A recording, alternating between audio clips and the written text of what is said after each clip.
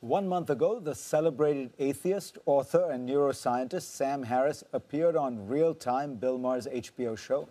The conversation about Islam that ensued created quite a bit of controversy. Harris said, among other things, that, quote, Islam at this moment is the motherlode of bad ideas, unquote. He went on to say that more than 20% of Muslims are either jihadists or Islamists who want to foist their religion on the rest of humanity. That comes out to about 300 million people. I beg to differ and said as much when I responded with my own thoughts on the show. But I wanted to talk to Mr. Harris in person, so here he is. He's the author of a new book, Waking Up, and we might get to it. Yes. But first I want to ask you about that number, which Sure. it struck me you sort of pulled out of a hat. If you do have, something in the range of 20% of all Muslims who are either jihadists or Islamists, and which implies condoning violence and such. I'm just doing the math. That comes to about 300 million. Right. So there were 10,000 terrorist events last year. Let's assume that 100 people. Let's assume all of those were Muslim. Let's assume each event was planned by 100 people. Neither of those assumptions is right, but I'm being generous. Right. That comes to about 1 million people who are jihadists. So that still leaves us with 299 million missing Muslim terrorists. Right. Well, there are a few distinctions I think we have to make here. One is there's a difference between a jihadist and an Islamist. And there I was talking about Islamists and jihadists together. And so Islamists are people who want to foist their interpretation of Islam on the rest of society. And sometimes they have a revolutionary bent, sometimes they have more of a normal political bent.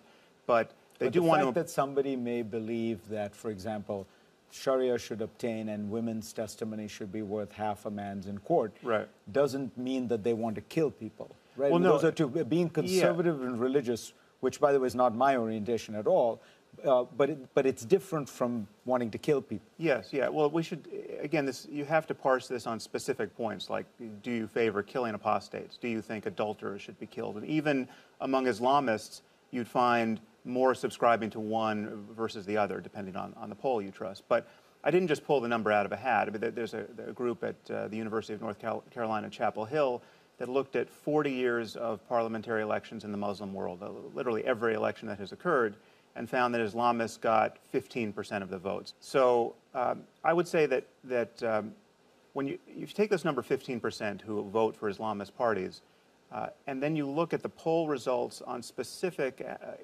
implementation of Sharia law. So do you want adulterers and thieves given the traditional punishments, or should apostates be killed? You never find the number, with very few exceptions, you never find the number as low as 15% voting in favor of those punishments. It's often 60%, depending on the society. So I believe nudging that up to something around 20% is still a conservative estimate of the percentage of Muslims worldwide who have values relating to human rights and free speech that are really in zero-sum contest with our own. And I just think we have to speak honestly about that. Clearly, Islam has a problem today, but there have been periods when Islam was at the vanguard of modernity. It was the place that preserved Aristotle and preserved science.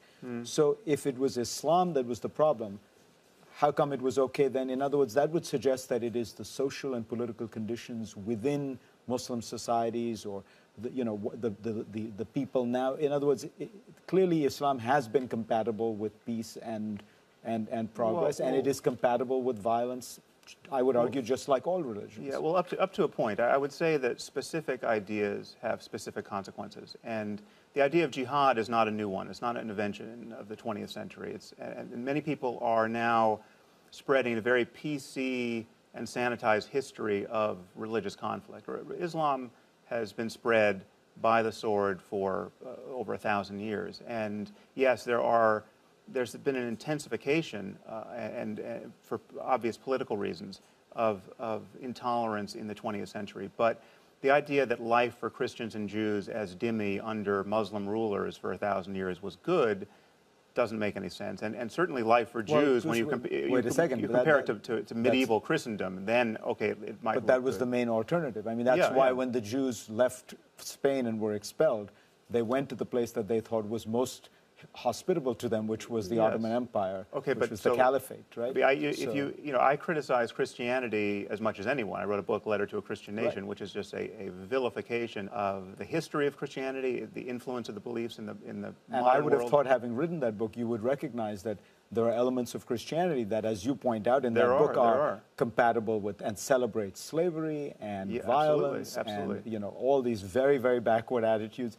And yet there are times when Christianity represented that, and at times when it has represented peace and modernity. Okay, right? but there's a few things we have to distinguish here. One is specific ideas have specific consequences. So when you ask why Jews aren't living out of Leviticus and Deuteronomy anymore, and they're not sanctioning genocide, they're not sanctioning killing people for working on the Sabbath, there are several answers to that question. One is that there's no Sanhedrin, but the fact that they don't have a Sanhedrin Explain what a Sanhedrin is. it's a consecrated body of elders in the community that can judge whether or not somebody should be killed for working on the Sabbath.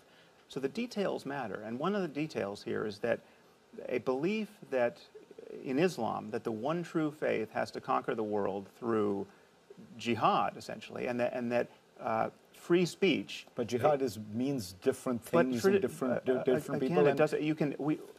I agree with you that we have to convince the Muslim world, or get the Muslim world to convince itself, that jihad really just means this inner spiritual struggle. That is the end game for civilization. Right. But the reality is, an honest reading of the text and an honest reading of Muslim history makes jihad look very much like holy war. So in that sense, the problem is you and Osama bin Laden agree.